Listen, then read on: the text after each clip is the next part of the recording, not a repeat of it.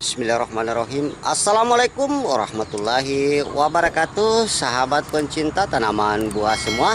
Nah, sesuai dari request teman-teman semua, di sini saya akan memberikan tips dan rahasia bagaimana cara menanam pohon jeruk ya. Jeruk apapun itu, baik itu sangkis, kemudian jeruk tongheng, nagami ataupun jenis-jenis durian lainnya seperti santan madu dan dekopon. Nah, di sini saya akan ulas bagaimana cara memperbanyak tanaman jeruk ya, supaya cepat berbuah. Dalam kurun waktu lebih kurang 1 tahun saja tanaman sudah akan berbuah lebat. Nah, seperti yang ada di belakang saya ini, salah satu jeruk ya yang saya tanam dengan sistem tabulam pot. Umur lebih kurang 1 tahun tanaman ini sudah berbuah lebat. Baik, untuk mempersingkat waktu, berikut kami ulas tahap-tahap bagaimana cara memperbanyak jeruk ya, supaya tanaman dapat berbuah pendek dan berbuah lebat. Untuk lebih jelasnya, ikuti terus video ini. Baik sahabat pencinta tanaman buah semua, nah inilah beberapa jenis aneka jeruk tabulam pot saya dan berbagai jenis varietas jeruk yang dapat berbuah sepanjang tahun. Nah, di video saya sebelumnya juga sudah pernah saya ulas bagaimana mulai dari proses awal penanaman jeruk dengan sistem tabulam pot ya, supaya hasilnya cepat berbuah seperti ini. Dan bisa teman-teman lihat buahnya begitu lebat, dan malah kita harus membuat tiang untuk mengikat buah jeruk ini ya, karena jeruk ini menghasilkan buah yang lebat walaupun dalam kondisi cuaca ekstrim, tanaman tetap berbuah lebat. Dan ini saya perlihatkan sahabat tani, saya tanam sekitar tanggal 6 bulan 5 tahun 2021 kemarin ya. Artinya tanaman jeruk ini berumur lebih kurang sekitar 1 tahun beberapa bulan ya. Jadi tanaman jeruk ini sudah berbuah lebih kurang umur sekitar 6 bulanan. Jadi sekarang ini lagi proses pembesaran buah. Nah, di sini salah satu cara ya sahabat pencinta tanaman buah semua untuk mempercepat proses penanaman jeruk ini agar cepat berbuah dan menghasilkan buah yang lebat. Salah satunya kita akan melakukan proses perbanyakan secara vegetatif. Nah, untuk proses perbanyakan vegetatif ada beberapa teknik yang bisa kita lakukan, baik itu sistem cangkok, kemudian sambung pucuk ataupun dengan sistem okulasi. Nah, di sini saya akan uraikan salah satu perbanyakan tanaman jeruk dengan sistem cangkok, yang mana keuntungan dengan sistem cangkok ini pertama, tanaman itu pasti langsung besar dan sudah bisa berbuah ya, dan nanti akan saya perlihatkan proses-prosesnya. Kemudian hasil tanaman pasti akan setara dengan induknya, jadi tidak ada perubahan genetika seperti itu. Jadi misalnya saya mencangkok dari pohon jeruk ini yang sudah berbuah lebat, pastinya nanti turunannya juga akan menghasilkan buah yang lebat seperti ini. Sekarang di sini saya akan memberikan salah satu teknik perbanyakan cangkok yang paling mudah sekali ya, supaya tanaman jeruk kita menghasilkan buah, dan saya akan perlihatkan nanti hasil cangkokan yang sudah saya lakukan dan bagaimana cara menanam dengan sistem tabulam pot. Bagaimanakah proses-prosesnya? Ikuti terus video kami. Nah, baik sahabat tani semua, nah sebelum kita melakukan proses pencangkokan pada tanaman jeruk yang ada di hadapan kita ini, nah langkah pertama, syarat-syarat yang harus kita perlu perhatikan sahabat tani. Yang pertama, memilih percabangan yang berkualitas ya, yang pastinya di sini cabang-cabangnya ini harus memenuhi syarat. Yang pertama, batangnya itu yang akan kita cangkok sudah sebesar mata pensil ya, sebesar mata pensil, minimal sebesar mata pensil.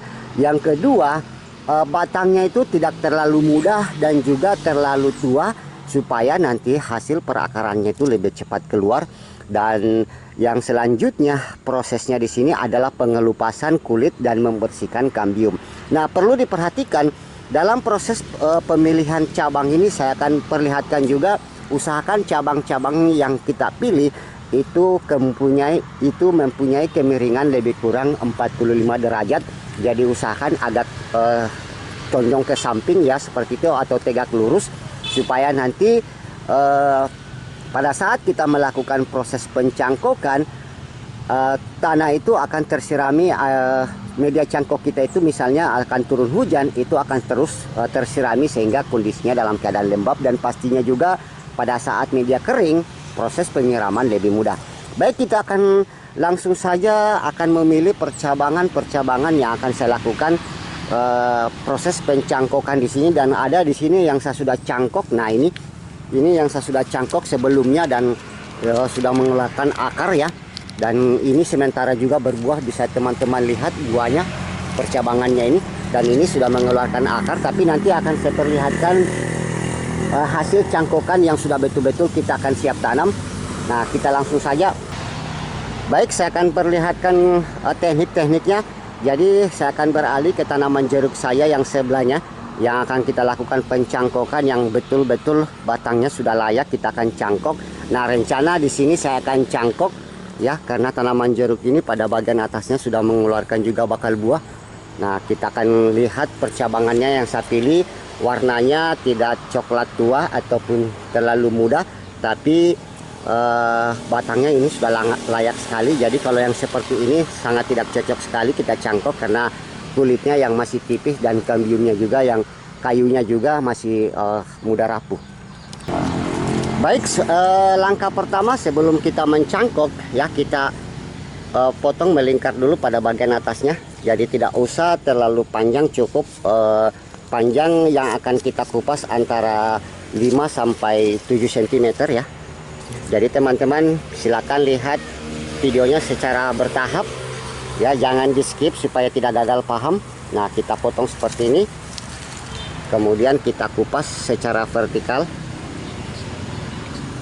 Jadi prinsipnya hampir sama dengan teknik cangkok yang lainnya.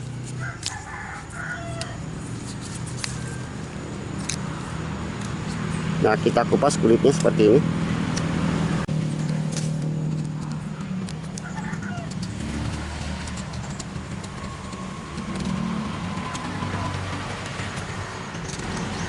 Nah, selanjutnya setelah proses pengupasan kulit, langkah selanjutnya kita kerok kambiumnya sampai betul-betul bersih ya.